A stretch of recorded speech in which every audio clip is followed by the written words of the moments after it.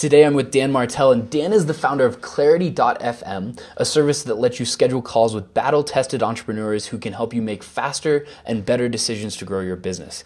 He's personally done over 1,000 calls on Clarity, and it's not hard to see why. Over the last decade, Dan has built 5 businesses, raised venture capital twice, and personally invested in 23 other companies as an angel. So he's not giving advice that he's read in some book. He's speaking from experience, and that's why I'm really excited to have him on.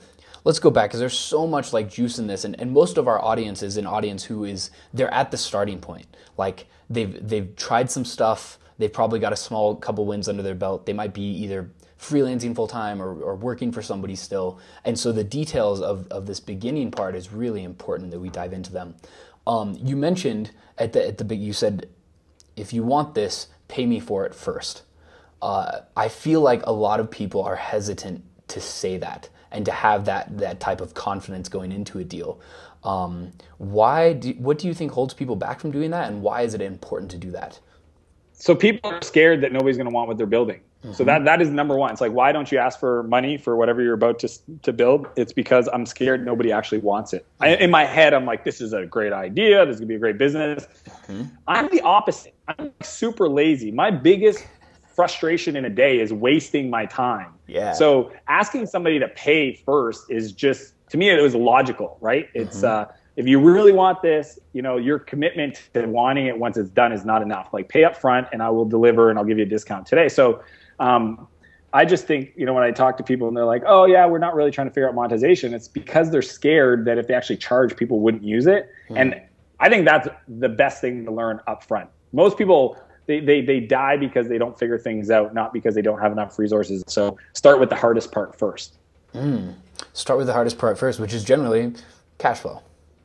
The riskiest assumption. Does anybody want what I'm about to build? It's not, can I build it? People think it's the can, right? Technically, is it possible? Unless you're building a new algorithm for search, technically, you could probably build any site idea, right?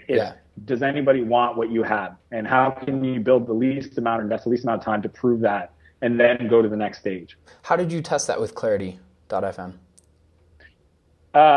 It's so simple, you're going to laugh. I just went on Skype, like we're doing now, and I asked my buddy Lewis Howes and a few other really notable, internet marketers if they would be willing to take calls, and if so, how much. And so Lewis is like, I don't do that. I don't charge for my time.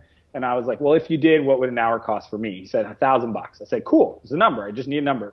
Then my other buddy Neil said 600 or 2,000. I think it was 2,000. I said, for me. And then I went and I just asked other people. It's like, hey, would you pay to talk to Neil Patel, who's like arguably one of the best SEO marketers in the world, or Lewis Howes, who's one of the best webinar marketers in the world, makes millions of dollars. And it turned out they did. So I would just schedule the call. I'd say, PayPal me the money, and then I would send the money along to Lewis after the call happened. So it allowed me to see if there was a market for that kind of advice and knowledge, and also get the transactions and understand, okay, if you want 1,000, how much can I take? Are you cool with 30%, 15, 20?